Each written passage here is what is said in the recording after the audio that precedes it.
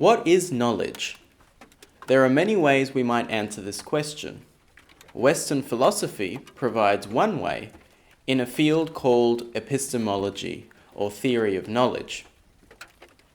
One canonical and influential theory of knowledge is that knowledge consists of an individual person's justified true belief, a theory which is sometimes traced back to Plato. Under this account of knowledge, for me as an individual person to know something, such as that it is raining, I must, 1, believe that it is raining, 2, be justified in believing that it is raining, and finally 3, it must be true that it is raining. Why these conditions? Justified true belief. Think about belief. Can I really be said to know something if I don't believe it? Belief would seem to be a basic requirement for knowledge. And what about justification? If I haven't formed my belief in the right sort of way, then should it really count as knowledge? For example, if I believe that it is raining outside because I have flipped a coin and it has landed heads, would that make my belief that it is raining justified? As for truth, can one really be said to believe something which is false? If I have spent a lot of time on the internet reading material about COVID-19, and I have formed the view that if I vaccinate myself, then I will become infertile, my belief is justified in the sense that there is a connection between my belief and the material that I was reading, but it's not true that COVID-19 vaccines will cause me to become infertile. So can I really be said to know that vaccinating myself will make me infertile? The theory of knowledge as justified true belief has many detractors, both within and outside the Western philosophical tradition. Within this tradition, philosophers use abstract arguments and thought experiments to reveal the flaws or the weaknesses in their theories and propose alternative theories or modifications to overcome those flaws. These debates usually take place in highly specialized arenas, and they make virtues out of rationality, objectivity, and universality. Outside of the Western philosophical tradition, there is one powerful current of criticism that comes from indigenous thinkers putting forward indigenous worldviews to counter the basic assumptions of Western philosophy, such as the emphasis in Western philosophy on the individual knower divorced from a community of knowing. Let's put this in its historical and political context. Indigenous peoples have their own ways of knowing, being, and doing, which flourished before colonization.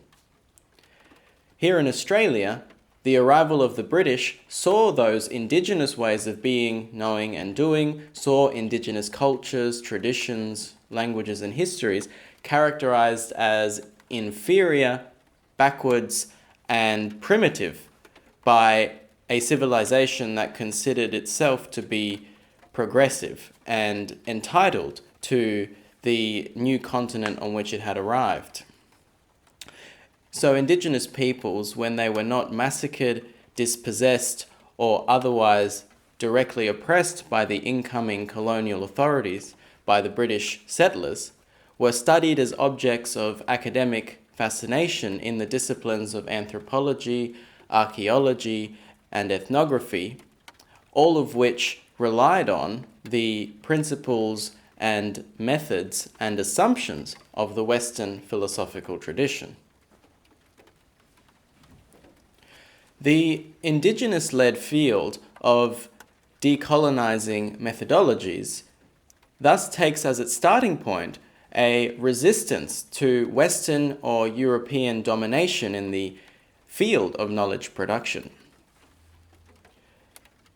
Linda Tuhiwai Smith, a Māori scholar of renown, writes, "From the vantage point of the colonized, the term research is inextricably linked to the European imperialism and colonialism, probably one of the dirtiest words in the indigenous world's vocabulary." The primary goal of decolonizing knowledge production is as part of a broader act of resistance against ongoing colonization.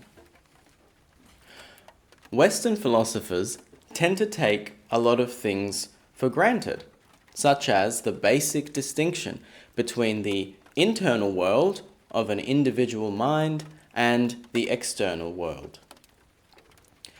A key historical figure here is the French philosopher Descartes, who in his search for absolute knowledge sat at his desk and doubted everything that it was possible for him to doubt.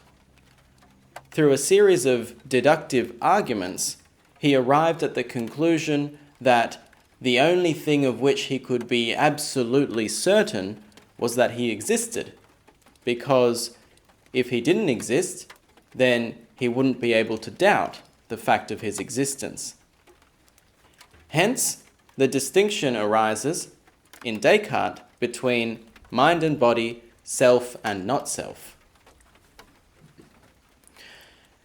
Indigenous thinkers have challenged Western individualism, the mind-body split, and other Western philosophical assumptions from the decolonizing perspective. This perspective requires centering the fact that Indigenous peoples are communities that have unique and distinctive spiritual relationships to the land, which consists of ancient kinship obligations to human as well as non-human entities. Their embeddedness within this kinship system, it has been suggested, is what defines them and gives rise to their specific and different ways of knowing, being and doing. Eileen Morton Robinson, a Goanpool scholar from the Quandamooka people in Queensland, makes this point when she writes with Maggie Walter that Indigenous peoples' knowledges are predicated on social relations with country. Knowledge is experiential, holistic and evolving, and Indigenous knowledge systems are an integral part of living in the world. Note the reference to social systems of knowledge that are absent from the individualism of the Western conception of knowledge as justified true belief. The decolonizing field tends to be suspicious of Western philosophical emphases on objectivity and rationality. Indigenous thinkers have criticized what they understand to be the arrogance of Western methodologies in assuming it is possible to have any kind of detached knowledge about the world. As Morton Robinson and Walter write again, Indigenous methodological frames recognize all knowledge as socially situated, partial, and grounded in subjectivities and experiences of everyday life. These scholars reject the idea that what they call disembodied reason should be the ultimate aspiration of knowledge seekers and knowledge production. So, to return to the question with which we started, what is knowledge? It is a question that cannot be answered by providing a simplistic definition. To defend the view that knowledge is justified true belief is to face the objection that one is adopting a narrow worldview, that of an individualistic tradition of Western philosophy and knowledge production. Even contemporary Western researchers in the field of epistemology have acknowledged the limits of the individualistic approach when they developed the field of social epistemology. Thus, it is necessary to ask a prior question. Who am I, and what prejudices and assumptions may influence my inquiry about what knowledge is? If the decolonizing field has taught us anything, it is to be wary of the temptation to assume and impute objectivity to conclusions which have arisen from a highly specific cultural historical context of knowledge production.